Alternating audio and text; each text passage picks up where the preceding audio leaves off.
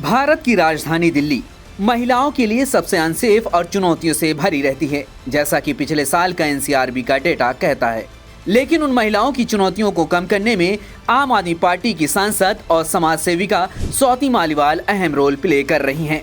उत्तर प्रदेश के जिला गाजियाबाद में पैदा हुई स्वाति मालीवाल एक सामाजिक कार्यकर्ता के साथ साथ एक राजनेता भी हैं। उन्होंने एमटी इंटरनेशनल स्कूल से प्रारंभिक शिक्षा हासिल की। बाद में JSS academy of international education में इंफॉर्मेशन टेक्नोलॉजी से बीटेक किया। पढ़ाई पूरी करने के बाद उन्होंने कुछ दिनों तक एक मल्टीनेशनल कंपनी में जॉब की। बाद में उन्होंने नौकरी छोड़कर अरविंद केजरीवाल के एनजीओ परिवर्तन में काम करना शुरू कर दिया। उन्होंने कुछ दिनों पहले सोशल मीडिया एक्स पर एक पुरानी तस्वीर अपलोड करते हुए अपने पुराने दिनों को याद किया। ये तस्वीर जो स्क्रीन पर नजर आ रही है उनके कॉलेज के दिनों की है। इसमें स्वाति मालीवाल, अरविंद केजरीवाल और मनीष सिसोदिया साथ साथ खड़े नजर आ रहे हैं। उन्होंने इस तस्वीर को अपलोड करते हुए लिखा कि ये साल 2007 की तस्वीर है। कॉलेज खत्म करके नौकरी त्याग दी थी। अपना सारा करियर समाज सेवा को समर्पित कर दिया था। उस समय न पार्टी थी न सरकार। गरीब लोगों का काम करते थे, बहुत खुशी मिलती थी। वो वक्त बहुत अच्छा था। बता दें कि स्वाति मालीवाल और अरविंद केजरीवाल राजनीति में आने से पहले लंबे समय तक समाज सेवा में जुड़े रहे। उन्होंने साल 2011 में अन्ना हजारे आंदोलन में हिस्सा लिया और उसी आंदोलन ने उनकी जिंदगी बदल दी। वहीं से उन्हें नई पहचान और नई उड़ान मिली।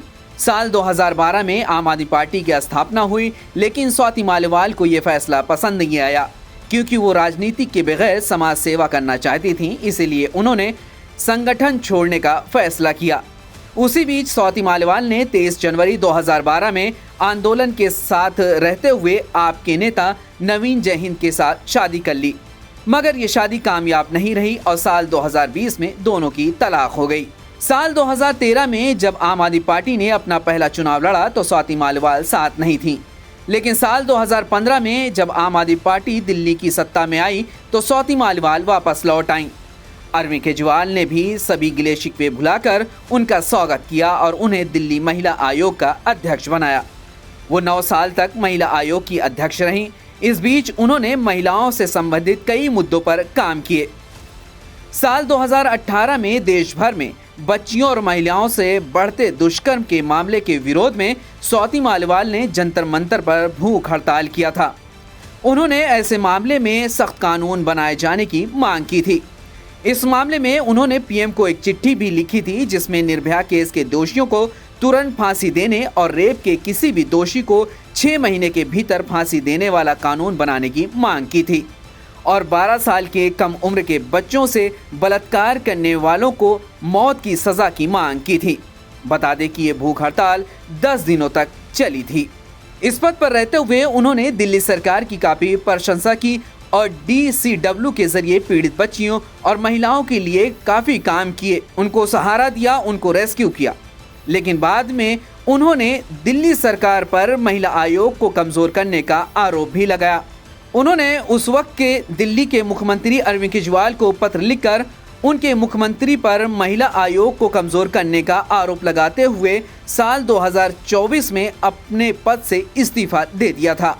स्वाति मालीवाल उस वक्त काफी चर्चा में रहीं जब उनके और केजरीवाल के पीए विभा कुमार के बीच झगड़ा हुआ था।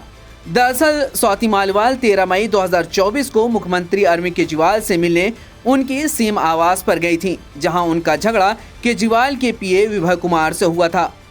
मालीवाल ने विभा पर उन्हें बेरहमी से पीटने का आरोप लगाया था।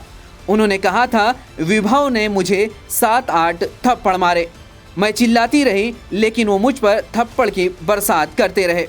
जिसके बाद स्वाति मालीवाल ने पुलिस में उसकी शिकायत दर्ज कराई।